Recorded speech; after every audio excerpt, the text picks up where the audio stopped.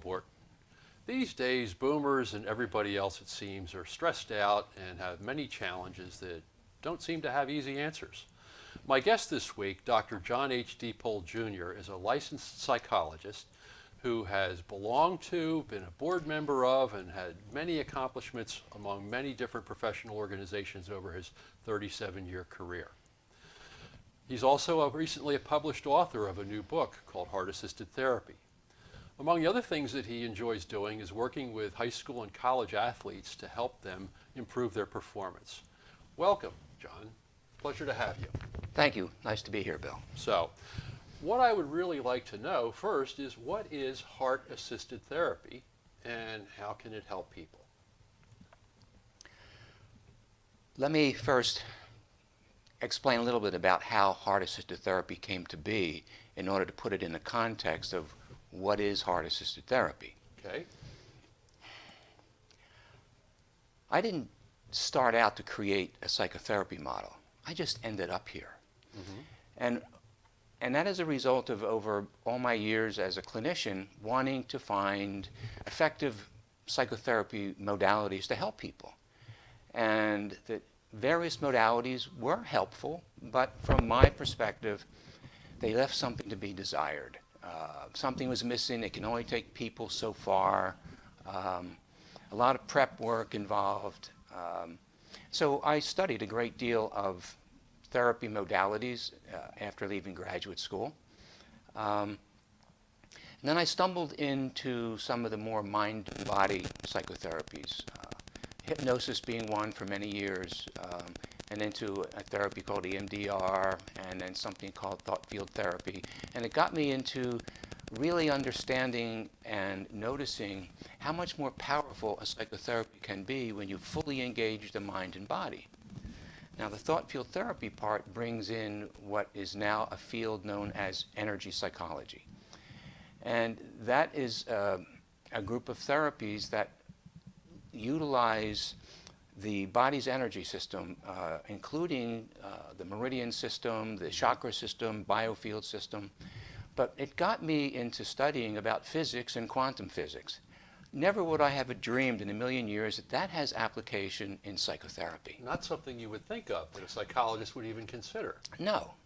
But if we stop and think about what we learned even as young kids about energy, see that the quantum physicists have been saying since the end of the 1800s that everything is energy. Your energy, I'm energy, the table's energy, everything is energy. And medicine has finally come around and says, yes, we're electrical. And when you have electricity, you have magnetism. And so science says that we are, human beings are electromagnetic. And what electricity and magnetism have in common is that they have polarity. They have a plus and a minus. Mm-hmm. And if you've ever picked up your remote control, and you pick it up one day, and you start pushing the buttons and nothing happens, people usually go and change a battery. Mm-hmm. Well, what's a battery? It's stored energy. And if you put a battery in backwards or upside down, it doesn't work.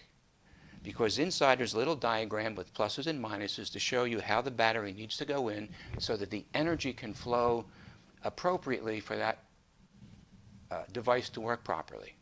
It turns out that's the same thing about a human being. Unless our energy is set right, we're not going to work right. We're not going to feel right. We're not going to perform right. And if we think about what we studied in biology, you go look at about pluses and minuses across the cell membrane, or in chemistry, receptor sites are all based on pluses and minuses. This is what we are. We are electromagnetic. And part of what I found was, and so the energy psychology field is when the energy is set right, change now becomes possible. Now,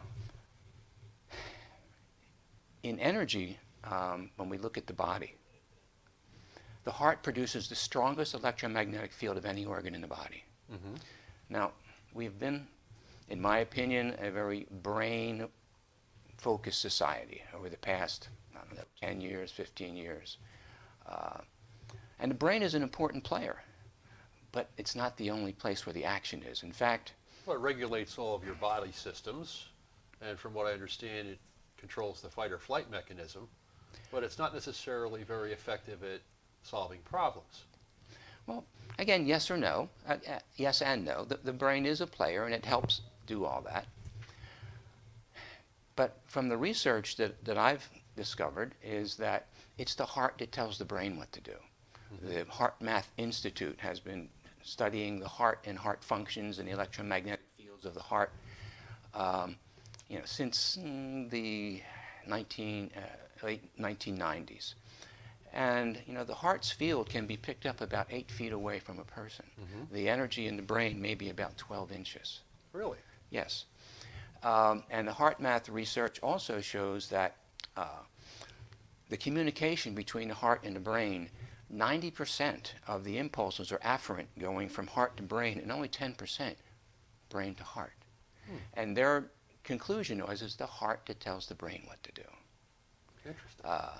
Yeah. And so I went on my merry search to find out. I says, well, if the heart is that powerful, up to 5,000 times greater in its electromagnetic field compared to the brain, how can that be? And if you know about the heart, most people know that the heart is a pump. It's a muscle that pumps blood. An exquisite pump that it is, about 6 quarts of blood making a round trip about every 20 to 25 seconds. Pretty impressive. However, in 1983, the heart was also classified as an endocrine gland because the heart was found to produce hormones. And right now there's about 3 or 4 hormones that have been found that the heart produces.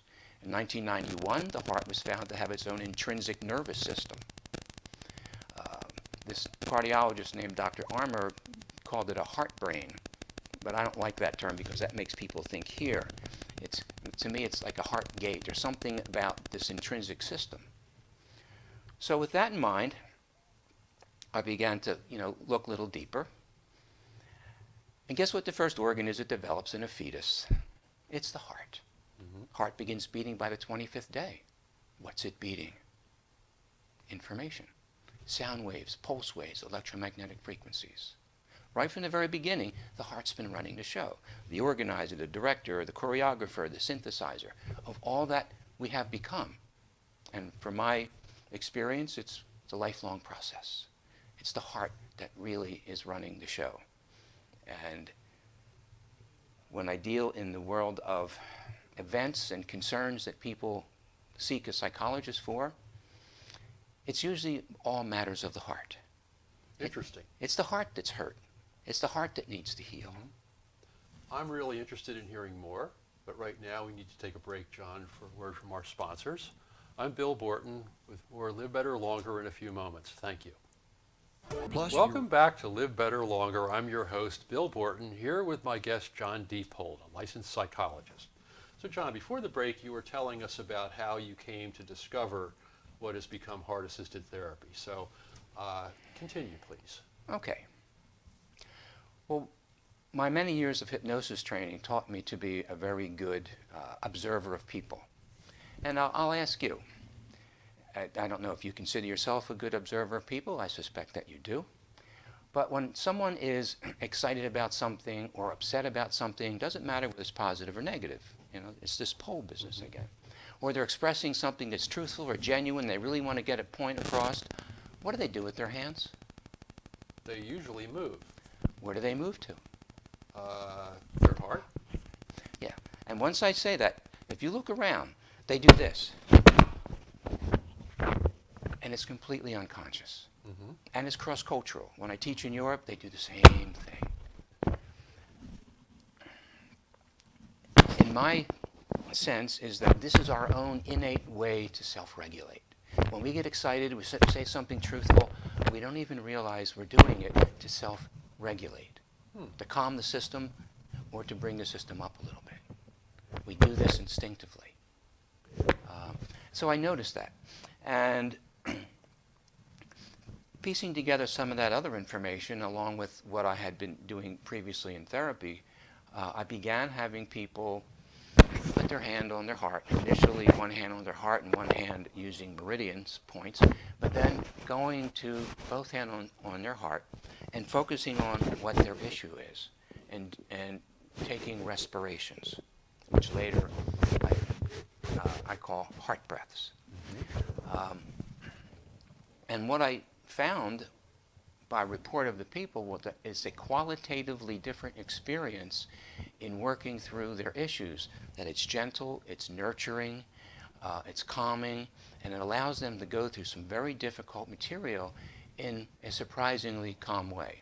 Well, they're also participating instead of just sitting there talking about their mother. Well, see, that's an interesting thing, too, just talking. Most of the people are just talking. Their hands are down in their lap or whatever. They're not up here unless they're expressing something. Well, they're also remembering the past as opposed to being fully present in the moment. But with heart-assisted therapy, if what is the origin of what is upsetting the person is in the past, we can work on that. But it's a very different way instead of just constantly revisiting something that was unpleasant. It's a different process in terms of using the heart. Now, when we place our hands on our heart, it's pretty interesting that it connects a great deal of our innate electromagnetic energies. Okay? The hands are believed to be the most sensitive energy areas of the body and connect to large areas of the cortex in the brain. And so you have your overlapping hands on your heart, which is puts out the strongest electromagnetic field of any organ in the body. We're therefore also connecting our hardwired nervous system through the vagus nerve from the heart to the brain, the endocrine system because of the hormones in the heart. We also have, if you're into the meridian system of Chinese medicine, you have all the different meridians in play here. And if you are into chakras, we're sitting right on the heart chakra. And the heart chakra is the centermost chakra, and believe that all the remaining 6 chakras, 3 above and 3 below, take their spin based on what's happening with the heart chakra. So this is what I call an energy bonanza, when we just simply do this. It's command central on every level. Absolutely. Absolutely it is. So when you work with someone, you've already talked about hands on the heart, but can you tell me a little bit more about what the experience might be like? Well, all of the heart-assisted therapy it's an integrative, holistic, mindfulness enhancing. Mindfulness is a big buzzword in the last few years. Heart-assisted therapy is not, I'm going to distinguish it, it's not mindfulness based, but it's mindfulness enhancing, because that's just what the process seems to promote. It's a mind-body and energy science model of psychotherapy. It uses and takes into consideration thoughts, feelings, sensations that the person connects to whatever the issue is that they target, what I call a treatment focus. Say, for example, someone had an issue at, we'll just say something at work. Things are changing, and the new guard's coming in, and we have a worker that's been there for many years, and the young guys are coming in and they're changing the procedures. And it's ruffling feathers, it's just different. Well, we can select, for example, a treatment focus that, think about how this new boss is operating. Because if you ask a person about that, and they've already said it's upsetting, they can tell you that it's upsetting. You can even get a scale from 0 to 10. How upsetting is that when you think about it? 0 is no upset or neutral, 10 is the highest. And you have a subjective starting point. And then what I do is I start every session with 9 heart breaths. And I'll hopefully get to explain why that is, because just like putting the batteries in properly into any electrical device or rebooting your computer, these 9 heart breaths reboots our system so that we are now able to do work. And so when we do it, the person starts with the 9 heart breaths, and then they focus on it, and then they become aware of whatever they become aware of, thoughts, feelings, sensations. And I ask them, what are you aware of? And whatever it is that they tell me that they're aware of, if it's negative, I create an acceptance statement. And acceptance is important. And the acceptance statement has 2 words that are constant. One is love. Not only is it a basic human need, but love is an abstract term. Love can mean so many things. You can love your wife, your dog, you can love sports, you can love whatever. So that keeps the right hemisphere engaged. And the second word is accept. Now, accept, the left hemisphere thinks it knows what accept means. It doesn't mean forgive, it doesn't mean like, it just means accept. And acceptance is very important, and it's also there for a very practical reason. And this is what I explained. That if I can't at some level, Bill, accept that I'm sitting in this chair, I can't get up and leave if I want to. So I first need to accept, and accept then sets the tone for change if that's what's desired. So a person thinks about something that is negative, he's just annoying. So an acceptance statement would be something like, deep in my heart, I love and accept myself, even though he's annoying. And they take another heart breath. And then they flip, and they do it the second time, and they come back and they say it a third time. Then I ask them to go back and think about this person again. And so the process continues. It's called awareness streaming. And if a person says something that's neutral, that has no charge, it's just a comment about something or something they became aware of, they just accept it. Just notice it. Just notice it. Pay attention to it. And if they say something that's positive, do the same thing. Just somebody says, "Oh, I'm starting to relax now." They just notice that sense of relaxing. So this is where the whole mindfulness thing comes in. Absolutely. So just being aware. Everything is in play. And as a therapist, I don't have to. It's not my therapy. The person teaches me everything that needs to be done. I just have to be attuned to listen and feed back to them what it is that's rattling their system. That's fascinating. Well, we're going to take another break, and when we come back, I'm going to ask you about the new book that just came out. I'm Fair Bill enough. Borton. I'll be back in a minute with more Live Better Longer and my guest, John Diepold. Welcome back to Live Better Longer. I'm your host, Bill Borton, here with licensed psychologist John Diepold. John, you have recently published a book, which I know has taken a long time to come to fruition. And the book is intended primarily for practitioners, correct? That is correct. But it's also got some information in there that could be of interest to our viewers, where people can self-regulate, I believe you call it? Yeah, that's correct. So this is the book right here, and it's available where? Barnes & Nobles, and the publisher, which is Outskirts Press, and my website, which Okay. is www.heartassistedtherapy.net. Okay. .net, not .com. .net, Yes. heartassistedtherapy.net. All right. And if anybody wants to actually meet with you, you're in Morristown, New Jersey, correct? Correct. All right. Correct. All right. So tell us a little bit more about the book and what you're intending it to be or to do for both clinicians and for people who might want to avail themselves of what you call self-regulation. Okay. Well, the whole purpose of the book is, I learned as a young psychologist that it was in the preamble of the American Psychological Association that we're to share what we learned that can be helpful to other colleagues in making life better and helping the human condition. And the book is the sum total of my career as a psychologist over almost 38 years of all of my learning and putting this together.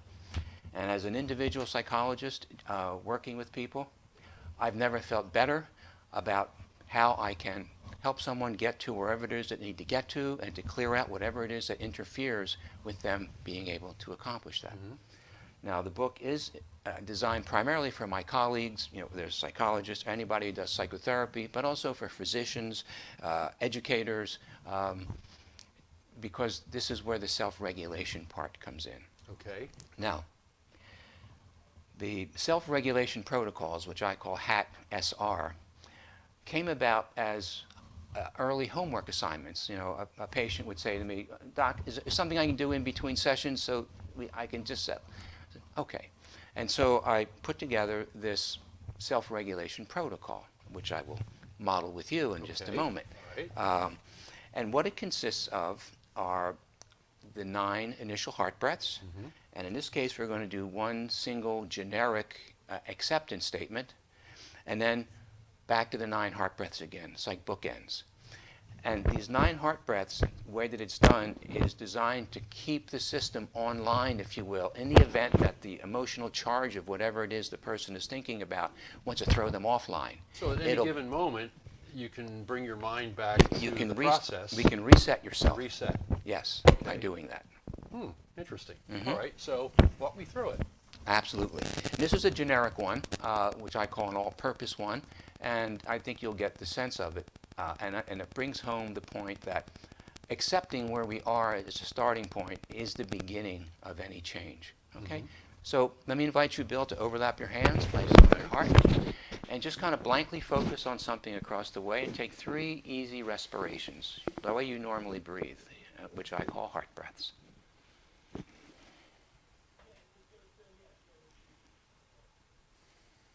And now reverse your hands, and 3 more.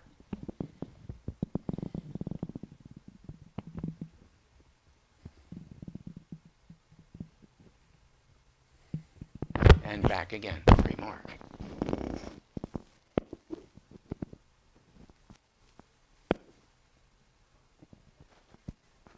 Now keeping your hands there, another heart breath. I'm going to say, deep in my heart, I love and accept myself. Deep in my heart, I love and accept myself. Even though I am the way I am. Even though I am the way I am. In mind, body, and spirit. In mind, body, and spirit. Another heart breath. And reverse. Deep in my heart, I love and accept myself. Deep in my heart, I love and accept myself. Even though I am the way I am. Even though I am the way I am. In mind, body, and spirit. In mind, body, and spirit. And back again, please. Deep in my heart, I love and accept myself. Deep in my heart, I love and accept myself. Even though I am the way I am. Even though I am the way I am. In mind, body, and spirit. In mind, body, and spirit. Now free your mind again, please, and take 3 nice, easy heart breaths.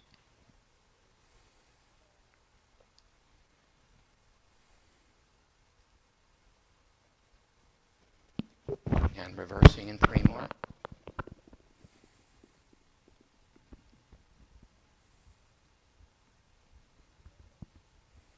And back again, 3 more.